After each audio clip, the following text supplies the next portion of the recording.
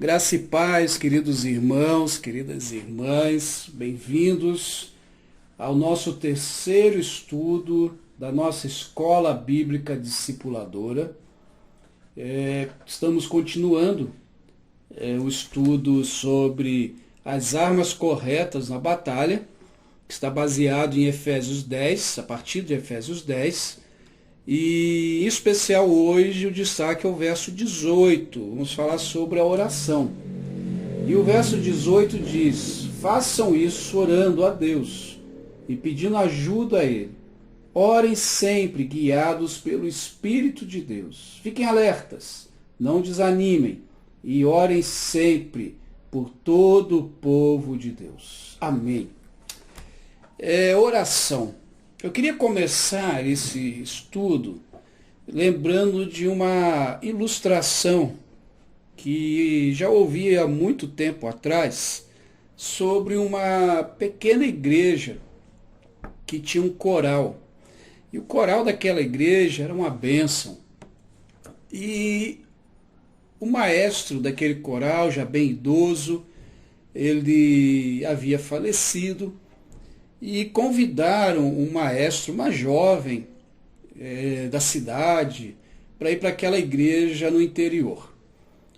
Aquele jovem, quando chegou na igreja, a primeira coisa que ele fez foi ir avaliando as vozes, as idades, e convidou uma senhora, já bem idosa daquele coral, e disse a ela o seguinte: minha irmã, o seu tempo aqui no coral já encerrou.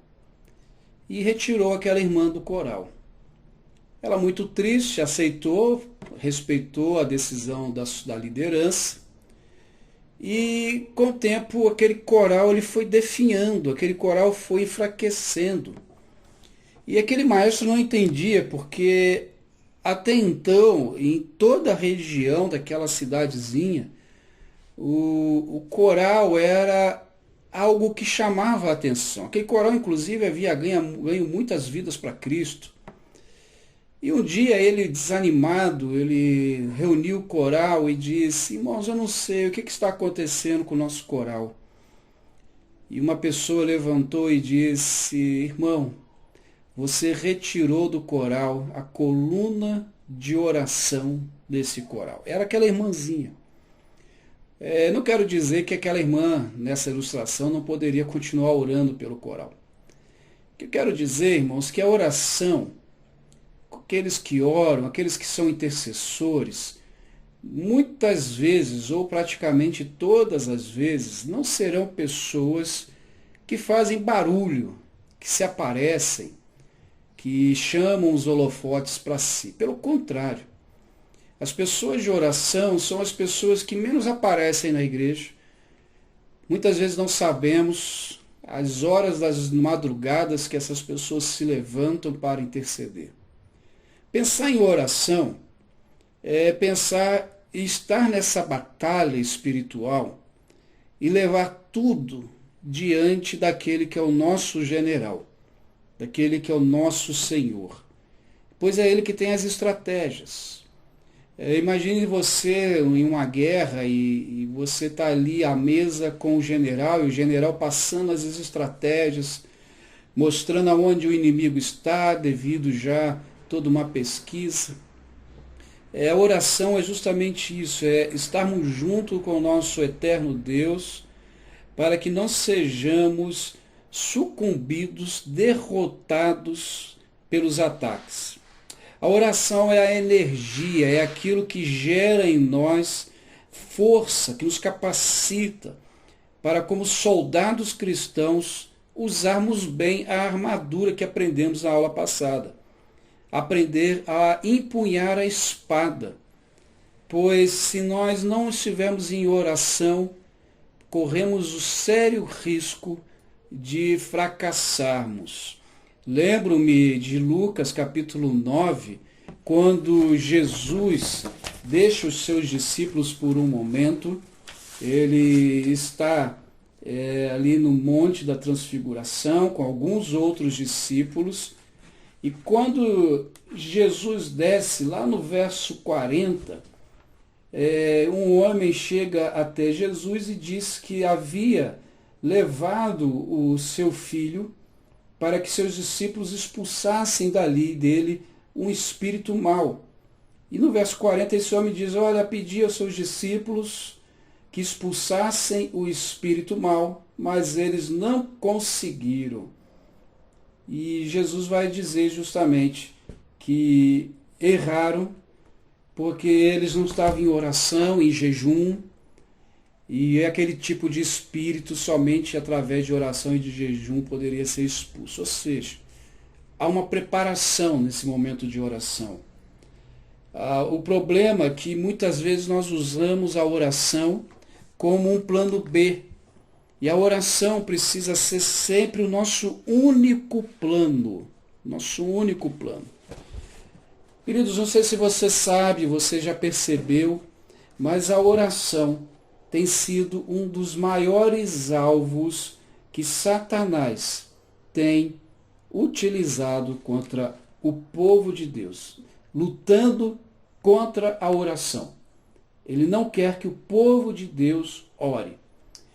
Não me lembro bem a cidade, mas você deve ter acompanhado aí recentemente nas redes sociais, que nos Estados Unidos um grupo de cristãos começaram um mover de oração, e isso numa escola, e quando deram por si, na capela daquela escola ela estava lotada e aquele culto já estava durando horas. Estavam chamando aquilo de um momento de avivamento. Logo um tempo depois eu estava ouvindo uma entrevista com um pastor, e esse pastor disse que conhece um irmão que estava em viagem nos Estados Unidos e passou ali naquela cidade que estava acontecendo aquele avivamento. E o pastor logo aproveitou e perguntou se aquilo tudo era verdade e o que estava realmente acontecendo. E o irmão disse o seguinte, pastor, era verdade, está acontecendo um avivamento naquela região. E o que eles estão fazendo nada mais é que orar, ler a palavra e adorar ao Senhor. Não tem nada de mais ali. Eles estavam buscando a presença de Deus, estavam orando ao Senhor, estudando a palavra dele e louvando, cantando louvores ao Senhor. Irmãos, nós esquecemos por demais do poder da oração. E o diabo, ele tem lutado contra esse tempo de qualidade especial da oração para os cristãos. Tanto é que quando lançamos uma semana, quando lançamos um tempo de oração, é o tempo em que menos pessoas participam e, infelizmente, poucas pessoas dão a devida atenção. Basta olharmos como que o diabo tem enchido as nossas agendas, o nosso dia a dia de tarefas, quantas pessoas têm sido desanimadas, leva pessoas a não crer mais na oração, achando que isso não vai resolver nada, que é uma perda de tempo. E aí queremos usar todos os utensílios da armadura, mas sem orar. A oração precisa ser feita com toda a oração. O que é isso? Temos vários momentos e formas de orar. Orar por súplica, orar por intercessão, orar por ação de graças. O cristão que ora somente pedindo coisas para si, ele perde muito. Ele está perdendo as bênçãos que são resultantes da intercessão, do clamor, principalmente clamor por vidas salvas. O apóstolo Paulo vai dizer em Efésios 6,18, orar no Espírito. Ou seja, orarmos com o Pai, clamando ao Espírito Santo que direcione as nossas orações. Orar dentro da vontade de Deus. Orar cantando salmos. Até dou uma dica para você, escreva suas orações, escreva seus pedidos, coloque numa folha, num caderno, aquilo que você quer orar, aquilo que você precisa orar. Que se você fizer isso, você vai perceber que as suas orações vão durar mais tempo e vai ter mais conteúdo. Orar com os olhos abertos não é pecado, desde que você esteja focado e concentrado na sua oração. Isso é vigiar, é se manter alerta.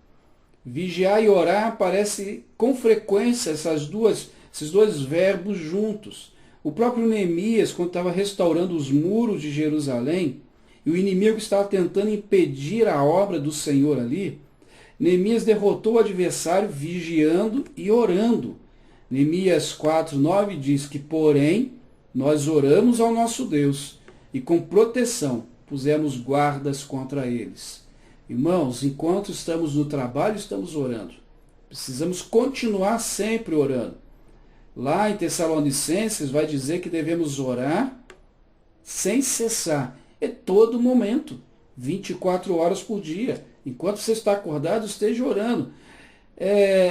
A oração precisa ser feita com perseverança. E eu acho interessante que a palavra perseverante significa simplesmente persistir em algo e não desistir. Os primeiros cristãos oravam dessa maneira, eles persistiam, eles criam, eles não desistiam. E devemos seguir esse exemplo. Ter a perseverança na nossa oração não significa que vamos ganhar Deus no cansaço. Não é isso. Mas sim, significa que estamos profundamente interessados e preocupados com aquilo que estamos pedindo, com aquilo que estamos clamando. É descansar, não vamos descansar enquanto não recebermos uma resposta de Deus. Isso é orar sem cessar, isso é orar com perseverança. Eu orei por 9 anos pela conversão dos meus pais.